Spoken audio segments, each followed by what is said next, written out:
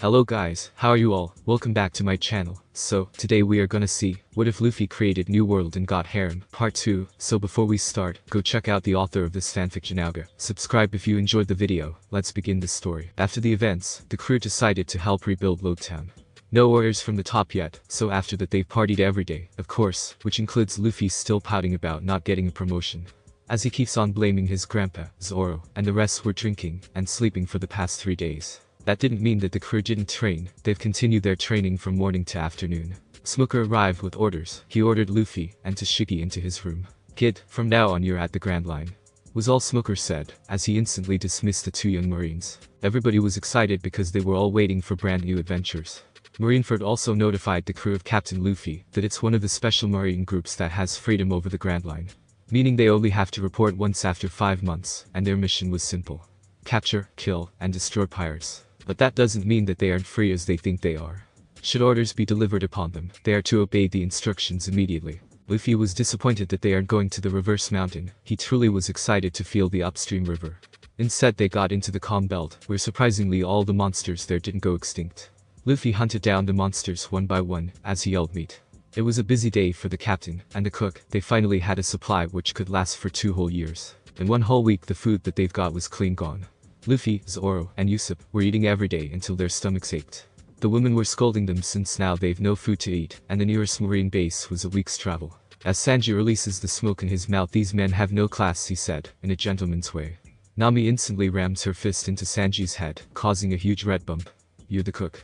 Would you keep on cooking then?" For an instant he realizes that it was all his fault. He could have stopped cooking, but Luffy sweet-talked him by saying how's he the greatest chef in the world, and Zoro with the taste of your food is as good as how you love women, and Usopp with he really is a gentleman, not to mention the best cook ever. Kneeling as he asked for forgiveness from the starving women, the cook promised that he'll be the hero in their meals to come. Well, that being said and done, they could do nothing except find an island where food is plenty. Heck, they would even go with just fruits. "What the?" all of them said in unison, arriving at an island in which there are hundreds of people cheering for them, as if heroes returning after slaying a great monster. "Welcome to Whiskey Peak." A huge banner was displayed on the docking area. "Welcome to Whiskey Peak," a man said, who had a red nose, a hairstyle that has been used during 16th and 17th century, and has blonde hair. "What's this all about?" Tashigi said, fixing her spectacles. "My name is Agirpoi, and I am the mayor of this town," he said, holding a saxophone. "We always welcome people who are coming from the blues and into the Grand Line," he said cheerily. The crew was amazed that every day this whole island was celebrating and partying. A whole day of partying, drinking, and fun. Everybody was doing whatever it was they wanted until night came and took over, causing a silence as everyone slept. Nami and Najiko were so drunk that they even puked at the barrel where the beer was. Usopp and Kaya slept on the couch after having fun on some of the games that had been held. Sanji, who seems to have been lucky, was in a room full of girls who were head over heels for him. Zoro was on the rooftop sleeping, while still hugging a barrel of beer. Which left Tashigi and Hina outside the mayor's house, and where the ship was also just 100 feet away, the 2 women were with the slightly drunk Luffy. "I think I've had too much today," he said, trying to remove the dizziness that he was feeling. The 3 were sitting by the wall, near the door. Luffy suddenly leans his head towards Tashigi's shoulder, which caused her and a furious blush. Enemy Luffy said he might be slightly drunk, but that didn't dull his senses at all. Tashigi and Hina nodded, as all 3 of them suddenly dodged the very heavy person that drops on them. "I see, that's why they call you the White Wolf," a woman said. She was wearing a huge yellow lemon-like hat. Then another man appeared, black hair in a dreadlock style, wearing sunglasses, and he was picking his nose. "And these must be his fangs," the dark-skinned man said, referring to Tashigi and Hina. Then he threw his booger at the 3 of them, in which Tashigi easily blocked. "Please stop that, it's disgusting," Tashigi said. One might think she was just kidding with the tone in her voice. But she really wasn't. After blocking the shot, she was so disgusted that she shivered for a moment. "I can't believe Baroque Works is gonna be a treat," the woman said. "Baroque Works?" Luffy wondered, slightly tilting his head. "My name is MR.5, and here is Miss Valentine, and I'm sorry, we won't be telling you anymore," he said, as he started to pick his nose again. "I can't get anything with this," as Luffy thought, as he dashed towards MR.5 with great speed, that the 2 didn't have time to react at all. Pulling his sword, he hits the back of MR.5's head with his sword's butt cap, making him lose his consciousness. Miss Valentine suddenly floats high up into the air, and starts to drop so fast that she weighs at least 200 tons. She drops in a slant direction as she forms a kicking position straight into Luffy's chest. "Takai," the White Wolf said. Sure, his body was like an iron carapace, but sure still made him fall back. He then punched Miss Valentine hard, that even when she was weighing 200 tons, it sent her body flying. Like the others, Tashigi Luffy said, while the commander followed Kuina and went with her. Luffy ordered, as the supposed-to-be villagers were now armed with different types of weapons, swords, rifles, bazookas, and many more. By the time Tashigi and Kuina arrived, it was already a fight of a lifetime, Yusa firing at all sides as he tried to protect Kaya and Nami. Najiko was punching every guy he saw, here and there, they were one by one knocked out by the tan woman. Sanji was running around the house, crying as to why his luck was so bad. He was being chased by the women he had bedded with. The rest of them have mopped up the enemies, but there was one person missing: Zoro. Last time I saw him, Zoro said he'll be at the rooftop. Wake up. The crew yelled in unison, as Sanji kicked the still sleeping Marimo on the head. Yua, it's morning already, he said, as he cleansed the trail of drool that was on his cheeks. As the crew kicked and punched one of the strongest members of the crew, he yelled in pain for his sleep was disturbed, and it was just getting good. Every one of Luffy's subordinates have just arrived to see Luffy with some of the supposed-to-be enemies. A blue-haired girl, and the mayor itself. From their view, it seems like they were both apologizing to Luffy or asking for something. Luffy nods, as the crew watches him listen to the two people. Yeah, Miss Valentine and MR.5 are not really bad. Just like us, they have their reason, Nefertari Vivi said. Or that was she said a real name was. I see, I'll talk to them about it, Luffy said, as their conversation ends. The crew now approached their captain, still checking their surroundings if anyone out there was still kicking. But it seems like their captain has mopped up more enemies than them combined. Luffy explained to his crew how Vivi here is a princess in a kingdom called Alabasta, and her friend Igarapoyer, now Igaram, is the captain of the guards in her kingdom. Suddenly a loud crashing sound echoed in the island. Everyone including Vivi and Igaram moved towards where the sound came from. There they saw Miss Valentine smash the marine ship Luffy was commanding. Valentine.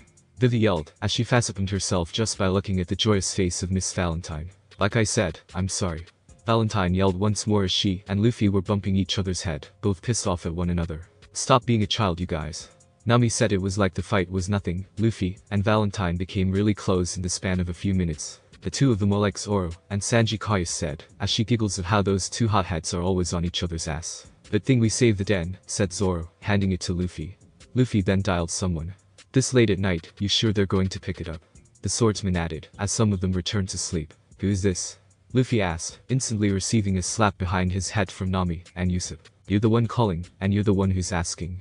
Usopp yelled, trying to calm down from the idiotic display of their captain. Everyone laughed or giggled. Chan, Luffy said, which made his entire crew shivered from fear. It wasn't that long since they last saw his grandpa. Boy, do you know what time is it? I need a new ship, mine's destroyed, Luffy said, not really listening to his grandfather. Okay, what? You idiot, when I see you again you're gonna receive lots, and lots of Fist of Logarp was cut off when Luffy ended the transmission. Then it rang again. It'll be there in 5 days. A voice said. He sounded so serious, and he's like the type of person who's not funny to be with at all. Yosh. Let's wait for 5 days, Luffy said. During the 3 days of waiting, small marine ships arrived every day to get the captured Baroque work agents and foot soldiers, except of course Vivi, Igaram, Miss Valentine, and MR.5 who's now missing. Valentine, Vivi, and Igaram knew not where the Dreadlocks man went. But Valentine and Vivi did reassure Luffy that he was a good man. During the third night, Valentine was talking to Luffy about how she'd love to make chocolates. Luffy was determined to change her views into making meat foods for him. However, Valentine did insist that it might be sweeter than meat, which made Luffy drool a bit. On the fourth night, Igaram says his goodbyes. He said that he'll be going to go earlier and pretend to be Princess Vivi. Luffy vowed to protect the said princess, as he will treat her as one of his own. Igaram deeply sighed before hugging Vivi. The blue-haired woman was crying and crying as she told his friend to be careful. As they waved their hands goodbye, the spare pirate ship where Igaram was on suddenly exploded. Everyone was left speechless at the current scene that just happened. Igaram was killed in an explosion. Another ship, not too small and not too big, just enough for one person to handle alone if he or she isn't lazy. There sits a woman in an all-purple cowgirl look. She saw the body of Igaram and picked it up. For some reason they could see Igaram was still moving slightly, meaning he's alive, and well, it may have taken a toll on his body, but nothing that he couldn't recover from. Luffy said something about rescuing Igaram and ensuring Vivi that everything will be fine. I promise you, everything will be fine, hugging the crying Vivi as she worries for her friend. Everyone also said that they'd help, including the new friend Valentine, in which Luffy insisted she join, so that she could make those things, those what you call chocolates. He said, once again drooling. Morning came, and Luffy and the others were doing their own thing. Then a ship came. It made Luffy completely forget all his trouble and feelings as he saw his new ship. Intimidating outside, and very friendly inside, it had everything. A library that was being dimly lit by a huge aquarium acting as walls. Everything was like a 5-star class yet uniquely designed. From the kitchen to the bathroom, from the rooms to the training room, and everything else was just so cool. Everyone was in awe as they saw the ship, and the sails said Marines, except this one had a tribal design of a wolf's head behind the Marines lettering. But what got them most was where was the shipwright? Or the steerer of the ship? For no one was on deck when they've gotten in. The door suddenly slams open. "Are you ready to sail?" the figure said. The entire crew was checking here and there as they explored their new ship. A sight to behold. It wasn't too huge, but still it was enough space for everyone. Zoro immediately took the crow's nest, which is a small house, few pillows, and his barbells. The men also had a huge room for them. It was 5-star class style, and at the same time entertained the seafaring atmosphere in the room. For the women, their room was larger than their numbers, more unused beds, and pillows. The captain's room was absolutely amazing. It was split in half, one was his room, and the other was his office. The room was splitted by a huge wall of aquarium with a dim blue light that gives relaxing atmosphere. And when you have to go to his room, you will open a door in where you will cross a tunnel-like hull. It's super, isn't it?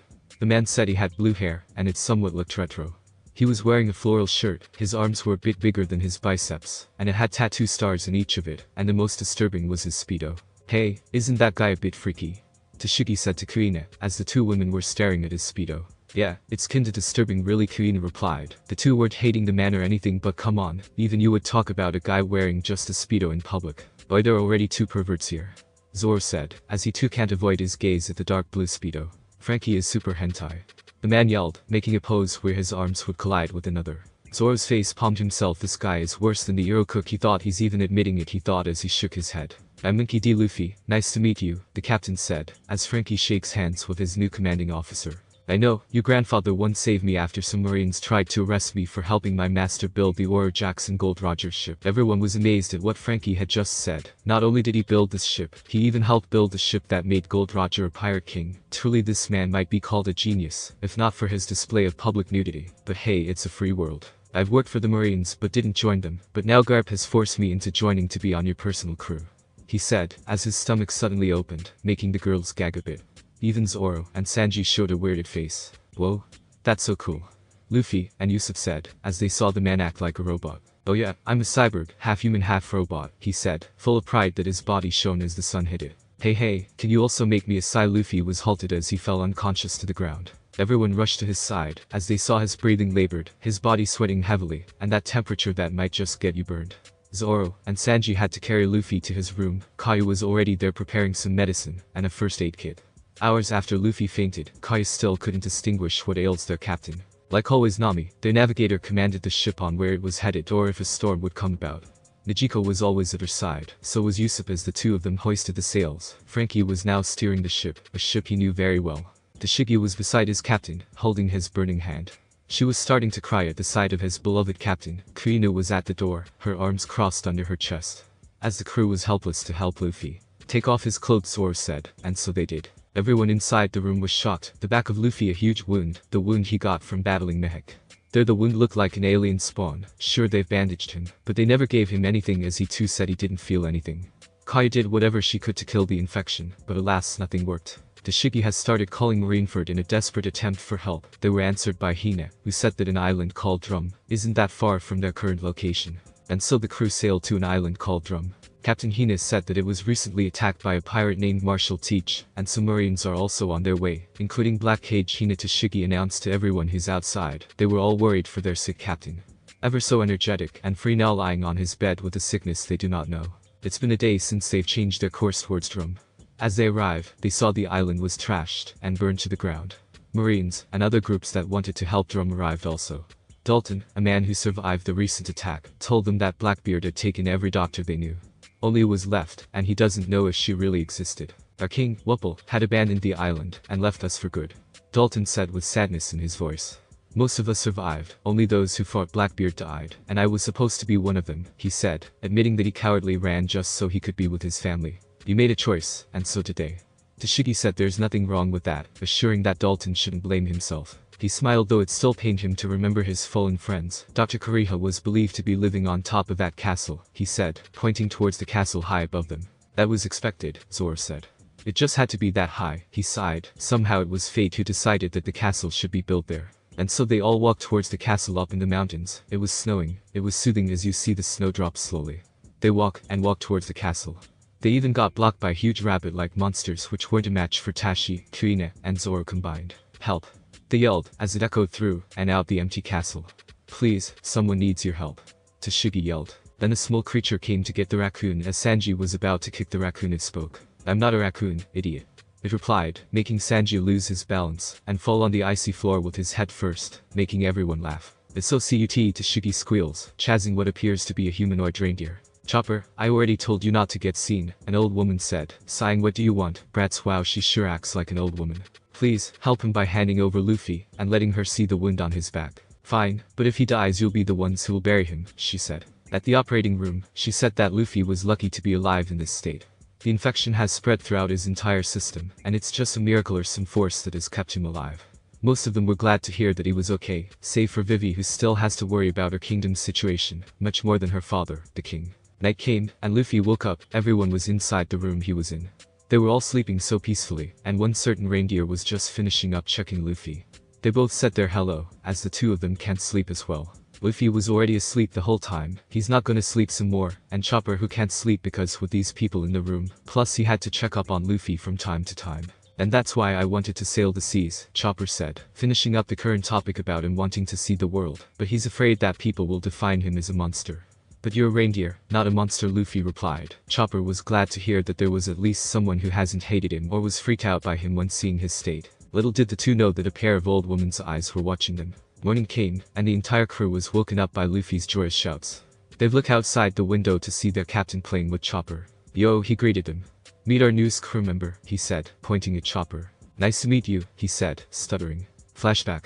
Few hours ago, dawn came, and the two continued with their talk. They talked about everything, their lives, their habits, just everything. Dr. Kariha came inside and sat beside Chopper. She then told how Chopper and her friend died. It really hit the two of them. And so they've decided to help people from time to time, and though they did ask for money, it was just so they could eat something. After the long talk, Dr. Kariha said that Chopper has to move on about his friend and sail the seas like he wanted them to. Chopper was hesitant at first, sure he might have gotten over it, but what about Dr. Kariha all alone? The doctor reassures Chopper that she's gonna find a new home, together with Dalton and the townspeople that have survived, and that she's gonna be socially communicating with them as well. And with that, Chopper and the doctor promised each other that they will see each other once more. Of course it didn't go without Chopper or her crying. Flashback ends. And so, like that he's gonna join us, Luffy said, as if a countdown has started. 1, 2, 3, go. The woman chased the cute fluffy reindeer around the snow. The crew then returned to the ship where Frankie was left to take care of. It's super cold, he yelled as he waved his hand to the arriving crew. Wear some pants. Everyone screamed, except for Luffy, who didn't mind, and Chopper, who still doesn't know Frankie. But as they near the ship, Luffy-kun. A very, very familiar voice echoed in the forever snowing island of Drum. Hina-san, Luffy said, turning his head but failed. Tashigi grabs her captain and jumps into the boat. What about Hina-san? Luffy said, but Tashigi didn't mind his words. As the ship started to sail, they heard Hina's voice. Damn you, woman. I'm gonna get you for that.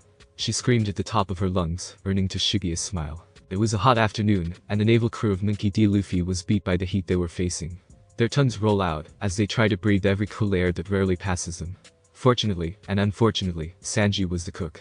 Fortunately, the girls receive a heavenly treatment from the blonde cook as he serves them with cold refreshments. Unfortunately, for the boys, he kicks their weak and thirsty bodies. Nah, Sanji, please make us some too, Luffy said, with every inch of his strength left grabbing Sanji's left ankle. For some weird reason, the blonde cook hated serving them, well, not Luffy, and mostly only Zoro when it's not mealtime. But this time, should he let them taste it or even give them anything but water, their supply will run dry too. How can that captain devour so much food? If he's made of rubber, it would surely make his stomach bloat. Luffy, Nami said, as she handed him her cup with her used straw in it. Thanks. The raven-haired boy replied, as he sipped from the straw that Nami had just used. Tashigi, who was enjoying her own drink, didn't notice the sight in front of her.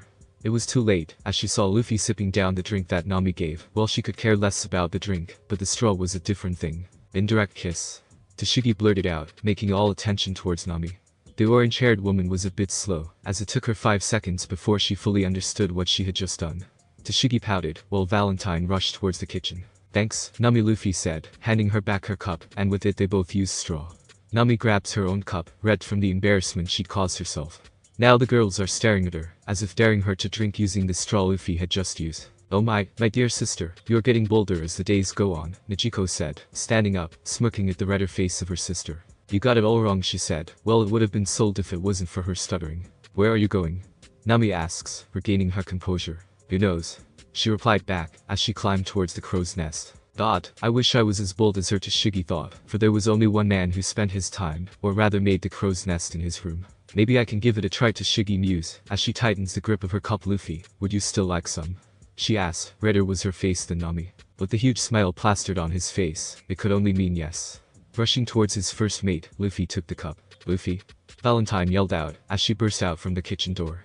Taste my chocolates, she said, her voice somewhat naughty, and full of evil intentions, at least for the girls. With Luffy's short attention, his eyes sparkled as Valentine came closer with her freshly made chocolates. How in Roger's name did she make chocolates that fast? The woman thought, maybe it was or should be a secret that must not be revealed. This isn't Tashigi's lucky day, maybe it was karma after what she did to Captain Hina.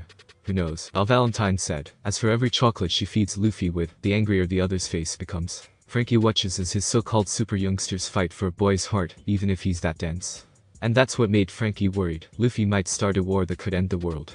These girls, there's something scary about them, some force that could never be explained. Tashigi's cool was losing it, drawing out her sword a bit, signaling Valentine to end it now, or she'll end it herself. What made Valentine gulp was not the sword, but the smile that Tashigi had put on. It was disturbing. Nami draws her claim attacked, which was made by Usopp. A bow staff like that could manipulate the surrounding weather. When asked how is it that he was able to craft such a magnificent weapon, a genius like me always creates great stuff. Stomping his fist into his chest, proud as he'll ever be. So it was an accident then? Zoro said. Well, all of them could see through the long nose lies. Still, if he has a knack for successful accidents, then they'll accept it any day. Kayu was clenching her fist, making it look like she was just massaging her hands, yet that bone-cracking sound was terrifying. Lucky for Valentine, the den rang as it was heard from all corners of the ship. Luffy and Tashigi went inside the captain's room, not that the others were not allowed, it was just like those two are way too serious about missions like that. Nami walked towards Kuina, who was across the deck just watching the calm sea. How were you so calm when you saw what Valentine was doing? The orange-haired asked, in which Kuina raised an eyebrow. I mean, you like him right, Nami said, however it wasn't a question. What are you talking about, looking the other way, so that a red face wouldn't be seen? I don't like him, she added. I mean he's strong, respectful, polite, cute, I mean no I, she stuttered, and stormed off in the end, leaving Nami a sly smile. Now where's our little cute doctor? She said, probably wanting to hug Chopper again. Inside the room, Luffy, you'll assist me in capturing Lion Pirates, which is being led by Kobe, Smoker said via Den. Sir, why target that kid? His bounty isn't that much, Luffy said, saying why waste time if he's not that much trouble. Even Smoker himself would let his subordinate capture that kid, should he pose no threat to them. That boy had put down 2 giants at Little Garden with the Conqueror's Haki, Smoker said. Conqueror's Haki, a very rare skill, and only a few people were known to possess this kind of ability. Its power was said to put any man whose will is weaker than yours to sleep, though much is to learn about it. It was the only thing the world has researched for now. That ability is so rare that only 1 in a million people has it. It allows the user to dominate one's will. As said, as of now the ability is to knock out weaker enemies, though through training one can freely dominate a single target's will or target a much larger group. To the Marines' disadvantage, not even the admirals had this ability save Garp and Luffy when he joined the Marines. That is why he is like the rare jewel the Marine had found, letting him do mostly what he wants when there are no orders, so that their most prized possession won't be lost or worse, rubble. Where is he? Luffy said, his voice more serious than it ever was. Alabasta. I'm also on my way there now, Smoker replied. I also have something to report, Luffy added. The young boy then explained what happened at Whiskey Peak, explaining how the princess of that kingdom is under his protection. Smoker agreed to Luffy's plan that it should be a cover mission, and not publicly. They don't want to have a war at their hands by the time they get there. Plus their main objective is capturing that pink-haired kid. With that, Luffy ended their conversation, massaging his temples more troubles, chuckling to himself, as Tashigi gave him a friendly hug. The two of them went outside, and, show yourself, Luffy said, instantly alerting his allies as they all formed up a semicircular formation. Since the wall is at their end, they didn't need to protect their backs. Glad that every one of his friends were on deck as they managed to quickly create a defensive formation. Well, my little brother, now a captain, that voice, so familiar yet so different from what Luffy has on his mind. Landing on the deck of the ship, you've gotten strong, you know, being able to detect me with your haki, the man said. He had an orange cowboy hat, large red prayer beads that acted like his necklace, blue short, topless, raven-haired like the captain of this ship. Ace, the young captain replied, his eyes narrowed at his big brother's sight.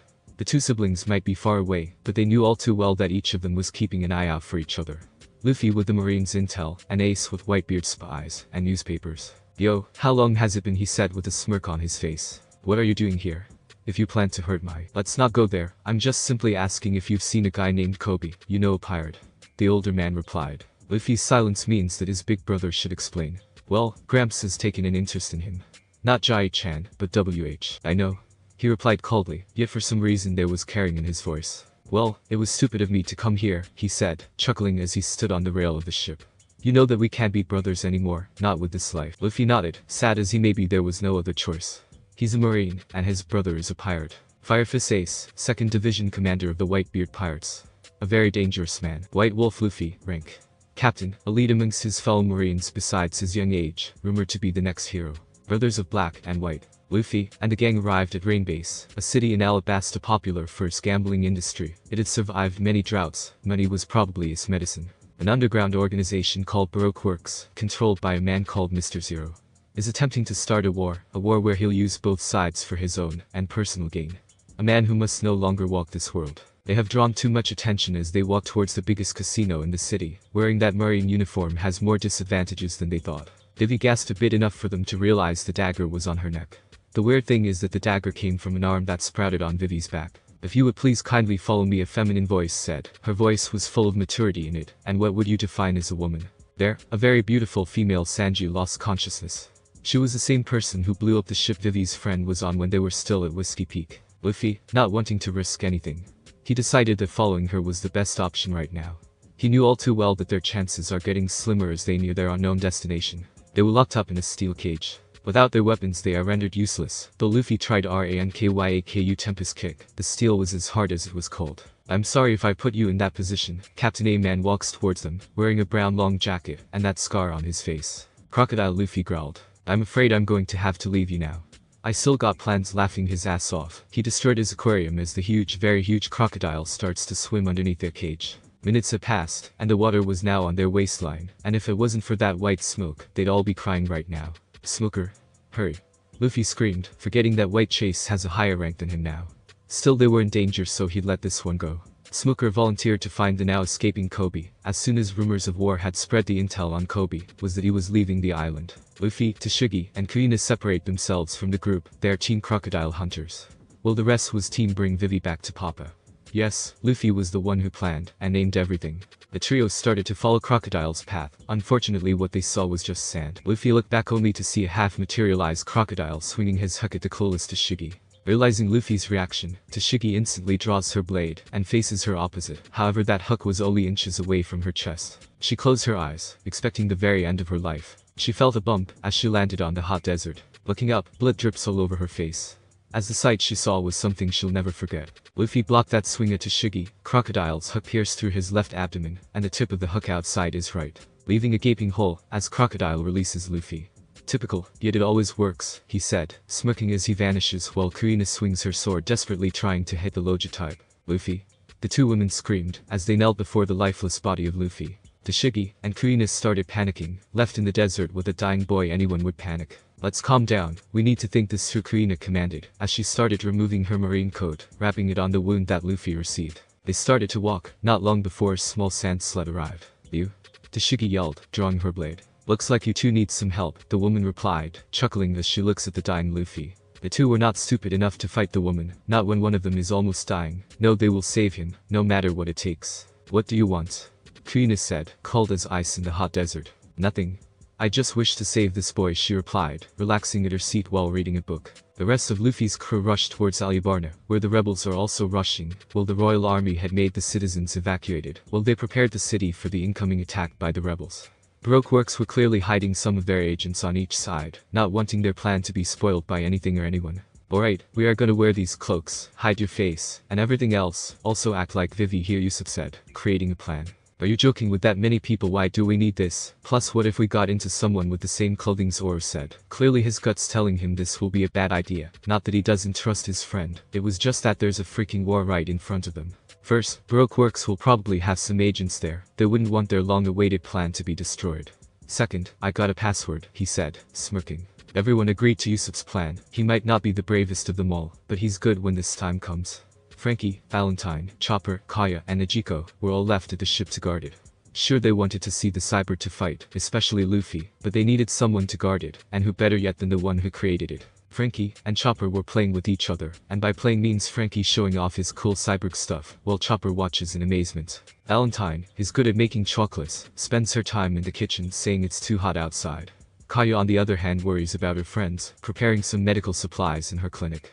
She too wanted to come, yet she'd still be a burden in her current state. Back at Alabasta, the soldiers prepared to fend off the rebellions who were in front of them, led by a man named Koza. As both leaders step out on the field, trying to settle this in peace rather than shedding unnecessary blood, Koza and 2 royal soldiers approached him. One of them was the current captain of this army, though that man can't be known for sure. He just fired his pistol, as the soldiers cried to the fallen man in front of them. "They did that," Koza screamed, as he could not pinpoint the man who fired. There were too many of them, though the smoke from the gun told the place of the shooter he was long gone or hidden once more. Before Koza could command his soldiers, it was too late. The emotions among the royal soldiers got the better of them, as they've charged at the rebellion with revenge in their eyes. Koza could no longer do anything else, except to fight them. Metals clashed here and there, sounds of guns fired, and cannons were all around. Soldiers screamed, shrieked, and cried for help. This is not a place for the sane, limbs scattered everywhere, as bright red blood painted the ground. Yusuf, get Vivi into her father, her return will surely somehow settle this war. Nami said, as they made their way towards the soldiers and rebellion. Knock them out if you can, Zoro said. They don't want unnecessary blood in their hands. Right? Let's go. Yusuf said, as he prepared his newly modified sniper rifle. Are you okay? How are you feeling? Kurina and Tashigi said, barraging the now awakened Luffy. What that bastard said, remembering what happened piece by piece, he was defeated. Though Crocodile was in his element, literally, the area was surrounded by sand, plus even if the 2 of them would fight there, he would still be at a huge disadvantage. Groaning, he tried to stand only to feel the stinging pain on his body, though he's been in a worse situation than this. Luffy, don't, Tashigi said. It was their fault. They were too weak to notice the Shichibukai behind them. Worse, Luffy had to save them, and it almost killed him. How could they live with that? What if he died as a hero? The worst feeling you'll ever get is having a hero die for you. She has to get stronger than this. She has to, if not for herself, then do it for him. So that one day, she too can protect him. That woman who we met at Whiskey Peak saved you. The one who's wearing that purple clothing, Tashigi said, helping Luffy walk towards Alabasta. I see, then I owe her debt. He smiled, thankful that he's still here, living and breathing. He could still eat some more meat, maybe give her some. Zoro and the others are already there. Kurina said, as she went into Luffy's other side, which Luffy's hands were now at each of their shoulders. Well then, let's go. The crew were now separated, as they each tried to stop a huge group of either soldiers or rebellion. Then say the words Princess Vivi is here, as they will also lead them to the location while telling other people as well. So far, it's not working out for them. An annoying voice echoed throughout the empty street where Sanji was running into. Was all he could say, seeing a very odd man right in front of him. He was singing and dancing, though you could clearly say he's a dude. His outfit tells the other way. I can't let you pass, Sanji Shino, he said, in a singing tone, making the blonde cook almost puke after the odd man winked at him. Oh god. Do you hate me this much? Sanji knelt down, looking at the clear skies above him. He started to question whether someone upstairs hated him. If he was about to face an enemy, it'd be normal if he's normal, though lucky if it's a woman besides his issue of not hating one. Sneaking past Sanji, MR.2, kiss him on the cheek. Not that he's interested in guys, but seeing as how overly dramatic this blondie was, figured he might have some fun as well. What the heck? His feet suddenly ignited, wrapped by a bright fire. He kicked the man's face, sending him 30 feet away from him. One last look, he shivered. It was crystal clear that he won't be sleeping well for the next few days or months, please not years. Sorry, I can't let you pass, a tall tan man said. He had a shaved head. His arms started growing steel, wow steel, as if fate had chosen him to fight this enemy. Yes, Zoro has a lingering problem of being unable to cut steel, but maybe it's for the better. He might as well confront it and get it over with. He felt it. He was stronger than he used to be before joining the Marines. He was faster, much stronger, and though his 3-style swordsmanship didn't get better like his physical abilities, it still helped him a lot. Note to self. Practice some 3 sword styles, he thought. He could have finished the fight a lot easier, but no, he has to confront his problems with steel. 3 sword style. Onigiri. He yelled, dashing towards Mr. 1. Steel shattered, as Zoro hit his mark. Mr. 1 falls down, now fully unconscious from Zoro's attacks. Panting, Zoro knew he was so far from being strong like the captain. Zoro received a few cuts which weren't so serious but still needed some attention. Well, he was now tired, and what better way to relax than to sleep. He got into a hotel down the street and spent his time there, taking a hot bath, eating some delicious food, while drinking a few beers, then slept in that king-size bed. Nami had the worst day ever. She had to take on an enemy who calls herself Miss Doublefinger. His powers was to turn any part of her body into spikes. Though her close-range combat gave Nami a bit of an advantage with her clean attack, she still had a hard time fighting with her. What only made her win was she was relying too much on her devil fruit abilities. Her clothes were torn, her hair messed up, not that she's too conscious of it, but come on, a girl has got to have her style, no matter where who she's fighting. She then walked back towards the center where Vivi was supposed to be shown with Yusuf. But not before stealing some very good clothes on the way. Luffy, POV. I made my way into the graveyard of kings, thanks to those few Baroque work agents that we had found. I ordered Tashigi and Hina to assist our Nakamas if they saw them. I had no idea what they're doing or if they are even fine, but I trust them, plus I've trained them. Slowly I made my way towards the dark and creepy hallway of the graveyard. No one was there, and only the torches were my source of light. Little by little I hear voices there near. I'm so ready to kick that guy's ass. I just hope that Tashigi and Hina wouldn't think that they're a hindrance if I'm gonna fight Crocodile. Smoke Dude would surely want to hear this. Shichibukai Crocodile working underground, hiding his organization from the Marines, I said, chuckling at how ill-tempered that guy is. He is a good guy, but his temper is kinda annoying. I don't need you anymore. I heard that voice. It's Crocodile. I walked in the room. They didn't notice me. It seemed like there's just 3 of them. One was Crocodile, the other was that purple woman, and the third was probably the king. He swings his hook to her, the same place where I got the wound. Sorry. I can't let you do that, I said, blocking his hook with my blade. I nearly chuckled at the sight of his face. What? Looks like you've seen a ghost, I said, pushing him with my sword. He jumps back. Then I heard a loud thud on the floor. Looking back I saw that the woman who saved me from my near-death experience received a cut from his poisonous hook. I instantly blamed myself. Here I am unable to save the woman who had saved me. Pathetic. I'm sure you'll want this. He grabbed something inside his jacket, pulling it out. I saw a small flask. The color of the liquid was purple. In exchange for my freedom, I'll give this to you, he said, threatening me by gripping the flask harder, causing some cracks on the fragile glass. Fine, I said, as there was a shocked look she gave me. Crocodile gave me the flask, and I let him walk out. Maybe he knew he couldn't take me, but whatever his reasons were I could care less. Please, I want to die, she pleaded, stopping my hand as I reached her for the antidote. She screamed, pleaded, and begged. She did it all, but how could I let her die? I don't know her, but nobody wants to truly die. She must be alone, scared, desperate, as if her only dream, her only light has been crushed and decimated into a million pieces. No, I won't let her die, not on my watch. I exclaimed. You have to. If you lose your purpose, then find another one, giving her a huge grin. She was hesitant, but she took the antidote. Now, let's get out of here. I carried her, and the supposedly king of Alabasta outside. I was welcomed by no one. There was absolutely no one in that graveyard. Though I could hear loud cheers, it only meant one thing, and it made me smile. By the time I arrived at the coast, the woman was half awake. Here I hand her a bag of money. At least find a new life. I smiled as I left her there.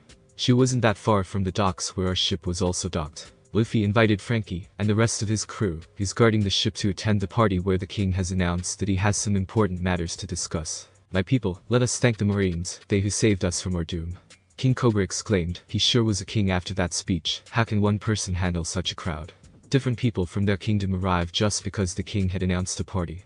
That was truly one of the skills no person will want to learn, listening and talking to people about boring matters. After that the party began. Of course Luffy and his crew got a private room where he and his crew can party any way they want. Alcohol and meat are everywhere. Luffy's eyes sparkled as he took a big piece and started eating it. Though he wasn't that much into alcohol, he made an exception this time.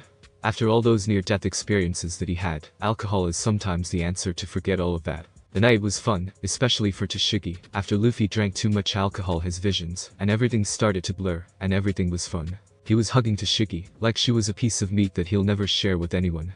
Though other members glared and started to get jealous, well, what can they do?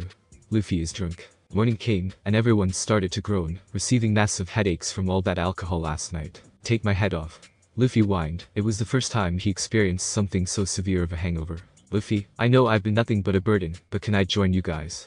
Vivi said, her eyes full of hope. Yeah, sure, I mean if you're okay with it. Luffy replied, grinning at the princess. So your father allowed you to come with us? Nami asked suspiciously. Anyone would. Princess of Alabasta, an heir to the throne, and here she was joining the Marines. Yes, so let's go. Her voice was somewhat panicking, or rather afraid of something or someone. As the ship sailed towards their next adventure, they gained another friend aboard their ship. Vivi, Princess of Alabasta, and now unofficially recruited by the Marines. The sign up to the Marines for special captains like Luffy was different. So long as the commander of the ship, that's Luffy, for his crew, recruits you or accepts your application, then you're partly official. After that they've got to head into a marine base and sign some paperwork. After all, they're not pirates. So, we finally sailed. A familiar voice was heard as the door to the library opened. I'm excited. She was a female, that was sure. Yet her voice was somewhat devoid of any kind of emotion, and so was her face. Tashigi and Hina yelled. This is madness. Who does he think he is? A bunch of highly ranked marine officers and officials from the world government are now arguing about the recent news that has arrived. This will be our downfall. We must arrest the devil child now. I agree. If she could grasp a small yet important intel, she definitely sold it to pirates, or worse dragon. The mere name of dragon had made them twitch. They feared that name, the name in which even the unity of 170 countries couldn't be arrested. He was the man who could end their so-called justice. He was an enemy worthy of being feared by the world. People, I think if we play our cards right, we could even have the advantage of this so-called devil child. A noble spoke, as everyone was intrigued to hear this. Call a meeting with the Shichibukai, and the elite of the Marines. Everyone agreed to the proposal. Luffy recently entered as part of the elites, after successfully stopping the underground organization called Baroque Works, and though Luffy has failed to capture the ex-Shichibukai, the Ups forgave it after gaining a new asset. Yeah, okay. Was what Luffy said after Robin said that he should allow her to join, and take responsibility for the life that he had just saved. The crew was arguing on three sides. Luffy agreeing on what Robin said. The crew didn't want an enemy to join them, not to mention this one specializes in assassination and subterfuge. And last but not the least, was Sanji and his passion. Zoro kept on talking to Luffy that day till it was time to sleep. Luffy kept saying it's fine doesn't really make him feel fine. Instead it made him more uncomfortable that Luffy and Robin were acting like they weren't enemies in the first place. Luffy doing his duties, passing out the report after the events on Alabasta, checking on the now higher ranked Smoker, and how his attempted capture against Kobe has gone. Robin on the other hand, had already befriended Usopp, Chopper, Kaya, Valentine, and Nami. Nami is proud that she wouldn't be friends with Robin, yet she was the first to fall after Robin gave her a bag of gold. Robin got Kaya by talking about their books, though none knew what kind of books it was that they read. Chopper, well Chopper, she just had to tickle the little reindeer, and call him cute and adorable at times. Valentine, well being the two working for Baroque Works, they could already feel that there was just this invisible bond between them, and as much as Robin shows no sign of emotion, she still knew that she's not as bad as they've heard. For Usopp, well the boy was simple. After being friends with Kaya, Usopp managed to accept her as a friend too. Should some consider Sanji, well, that's automatic as some would say. All you need is beauty, and one hell of a body, and Sanji will always be your friend. For the last time Zoro yelled in a whispery voice, she's just using you. Luffy sighed, again with this I just don't think she's a bad person, that's all. In that room were Zoro, Vivi, Tashigi, and Luffy.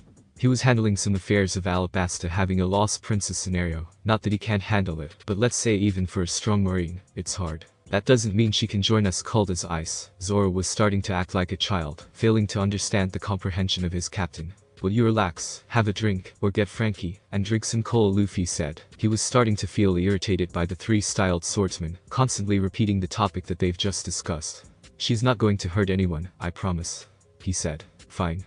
Storming out of Luffy's cabin, the young swordsman went to his room, and did what he's best with other than swordplay, and drinking, sleeping. Okay, after you've signed up, you will announce especially to your father that you're safe, and have joined us. That was the best option Luffy could think of. If he'd announced that Vivi is here now they could be branded as kidnappers. As much as the whole of Alabasta will not believe that after they've just been saved by him. But the whole world is a different thing. The ship has docked on an uninhabited island. There was no mission, and they were far from civilization, and with a lot of supplies, and food still on the ship, the vacation wouldn't hurt them so bad. Out on the beach, Sanji fainted. Everyone was cheering since they'll have 3 days of non-stop vacation and party, not that every dinner they had is a party. The girls went out with their swimsuits, and that's when Sanji almost went to heaven. Everyone was having fun, except for a familiar raven-haired woman, whom Luffy owes his life to. Let's swim, Luffy asked, giving her his usual grin. I can't, I'm a devil fruit user, she said, smiling while her face remains devoid of emotion. She almost gasped. Luffy was carrying her as he ran down towards the sea. Chopper was on a small boat, a boat-like toy which is made for children, in this case by Frankie. She felt weak as the seawater touched her skin, but his grip on her made her feel safe. It made her feel alive. Though she remained with her poker face, she was happy inside. She's never had fun like this ever since she could remember. It was dark, everything was, that was until this moment. She chuckled at how her entire life and her feelings changed in a single moment of fun. Little by little the crew learned to accept her more openly, though they still did not trust her completely, but it's a start. How can she trick and use this crew? How could she? They're all fun regardless of her not the active one. She's still having lots of fun just by watching them. Is what she would like to express. She was floating on the seawater. Rather, Luffy was helping her float by using his one hand on her back. Yet, she remained smiling, which may have been a bad move, since most of the girls were glaring at her. Tashigi was the worst. She giggled, which made Luffy laugh suddenly. Their laughter was contagious as the crew swam, and started laughing as well.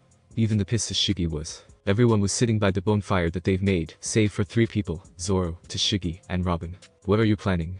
Tashigi glaring eyes at the woman whose emotion seems to be non-existent. Don't play games, woman. Our captain may seem to trust you, but I wouldn't hesitate to slice your head off, Zoro said. Same as Tashigi, both of their voices were as cold as ice. The two were interrogating Robin, who had started to sweat a little. Sure, she was planning something. It always has been her way. Use or be used, that was the law she lived in even when she was still a child. Though things may have been a bit different, this crew was unique. One day you'll find friends whom you'll put your life to as much as they will put their life for you. She remembered the words of her giant yet gentle friend. However, right now Luffy was the only person who's going through her mind. He was different. He saved her because he wanted to. He didn't ask for anything in return so far. Heck, it was her who had joined the crew, and not for a single second did he have doubts for her. Our captain, I'll ask her, she stammered. What was it she was feeling? Never did once in her life. Did she care for what others might think of her? Yet she was afraid that like all other crews out there, they are just going to use her and dispose once done, and for some reason they didn't need anything from her. They were protecting their captain. A few steps, and she found two swords on her neck. Where do you think you're going? Zoro hissed. He was close to breaking this woman, and when that happens he'll know what her plans are. Zoro, Tashigi, Robin. Hearing their captain's voice, the two sheathed their swords and walked away from Robin. A few days, just for a few goddamn days, she was feeling all sorts of emotion that some would call weakness. No, she had to stay strong. She was given another chance. She just had to hang on for her dreams. Robin, Luffy exclaimed, seeing the now smiling woman. He sees her. Her body language tells otherwise on the face that she was showing. Nah, Robin, taste this. Sanji made this, Luffy said, trying to cheer up the woman beside him. Everyone was gathered as they started to chow down on the dinner that Sanji made. Like always, it was top-notch. Everything was just perfect. Hell, everything that he makes is perfect, regardless of what animal or sea monster that is. Subconsciously biting her lip, her body just went for the food that was about to feed her. Then she smiled. For the first time of all the smiles that she had showed them, this was genuine. It made her more beautiful than what she was. It made her herself. Luffy returned the smile back, and soon everyone was about to sleep, except for the alcoholics, Zoro, Nami, Kuina, and Frankie. Well, it was cool for him. They just need some time. Was all Luffy said, as he escorted Robin to her tent, which she was sharing with Kaya. It's okay, she replied, walking in the tent. Thank you, she muttered, before closing it. There was no reply except the sound of a smile. She liked it, those tiny moments of happiness that she had just from a few days of spending with them. Morning came, and everyone was excited. It was the second day of their unofficial vacation, and the women had many activities on their mind. That is until a huge marine ship arrived. Luffy, an old man's voice was heard, as it echoed in the open area on where their camp was sited. Dai-chan, Luffy replied. His hair was still messy after the sleep which he had just woken up to. Walk with me, Garp said, as he put an arm around Luffy's shoulder. We need to talk, with just 4 words that he added. Luffy started to sweat bullets. I hope you know what you're doing, Garp exclaimed. The boy already knew what it was they were going to talk about after hearing that. I know. Why? I don't know, I just do. You're causing some troubles amongst the higher-ups. Why would they care? Let's say some asset of yours is dangerous. With a sigh, Garp continued. What if everything turns around? Looking down on the ground, Luffy didn't count at that part. She won't, I just know it. Alright. I'm going to trust and support you with this. Scratching his head, you're needed. A meeting with the Shichibukai and the elites have been announced. Everyone, stay here. I'm just needed elsewhere. Luffy said, trying not to explain and reveal too much information. Everyone whined and complained. They probably all thought it was gonna be some adventure, and they were too weak to join. Yet little did they know that they were already considered as one of the best marine crew out there. One of the best, not that best yet. But one knew better. She knew it was going to be a discussion about her. It had to be. Why else would the hero of the Marines call for his grandson? She was afraid she's causing more trouble than she's worth. She had decided, after Luffy leaves, she's gonna stay inside her tent all day long. Well, she was friends with some of them, but not all of them. Robin, have some fun, was his last words to her. Few minutes before Luffy left. Tashigi, you're in charge, Luffy said, as the two had a private conversation away from the camp. Of course, Luffy-kun. Keep them safe, Luffy said, and she nodded. All of them emphasizing them. She knew who her captain meant. She hated it. Why? Why would you trust her? Why not me? I'm here for you, always, so why? Is all she could think of. Her captain truly was a gifted man. He sees what others failed to see. She just hopes that he trusts her more, and maybe one day she could see her as a. Everyone was gathered, Marines, Admirals, Nobles, and the Royal 7 Warlords. Okay, I'm not going with Shichibukai. I don't know if I should just add S for its plural form or not, who were acting like they owned the place. Dracula Mihik, Jekko Mariah, Jinbei, Dunquixo Doflamingo, Bartholomew Kuma, O Hancock. They sat as their names were called upon. Kizaru, Akiji, Akenu. The 3 admirals entered as their names were also called upon. 3 other Marines were called before. Captain Hina, Monkey D. Garp, Monkey D. Luffy. You people are gathered here, after Crocodile has been expelled to the Shichibukai. As you all know, Captain Monkey D. Luffy and his crew single-handedly saved the kingdom of Alabasta, one of the most important kingdoms and families in the world government. Sengoku was cut off by Doflamingo. Yet, he let him escape. He wondered what could be so important that he had let that idiot go. This weird guy who's wearing a cape made of flamingo feathers was mocking him. Wonder what would feel like should he drive his sword up his throat. Just by one look this guy was sick. Jinbei, the sea knight, was looking at him like he was some sort of traitor. What did he do to let that fisherman glare at him? Probably Arlong, is what the young man thought. Same for Bartholomew, he was just staring at him, like he's well what the hell. Why should he care? Dracula bowed his head slightly, not wanting to draw attention. From one swordsman to another, there was this so-called honor between the two of them. As for the others, they weren't listening much, except for Boa, who seems to be truly disgusted by this place. Luffy Kanakiji called out, the meeting was over, and he was glad that it was just a meeting for the next candidate of the Shichibukai. It was boring, but he'd attend 100 of them just so his crew wouldn't be mentioned in there. Admiral, he smiled and nodded. I think Neko Robin is in your possession. There was hidden intention in his voice. What is it that you plan to do with her?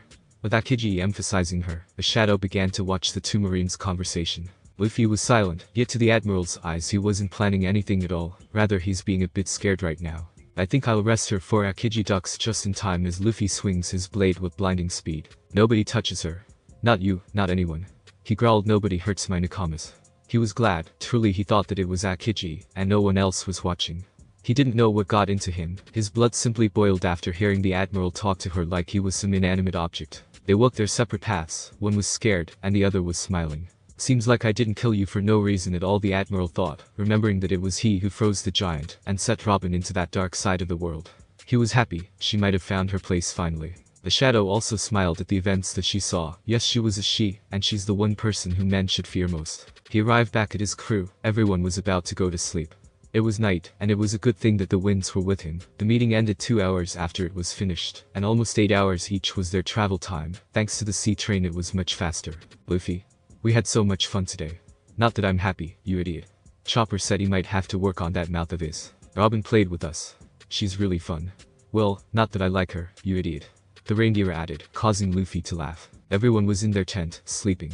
Luffy was watching the waves crash towards the sand. What he did today will pay him back somehow. He's just hoping it will be just him who would pay the price. Hey, hearing a gentle voice that sent ice towards his spine. I heard you had lots of fun today, he said, his voice soft as the breeze of winds right now, and gentle as the night was. Yes, she said, however like her usual self it was her poker face that ruined it.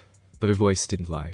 The end. Thanks for watching my video, and make sure to check out the author of this fanfic. Link is in the description. See you next time. Till then, sayonara.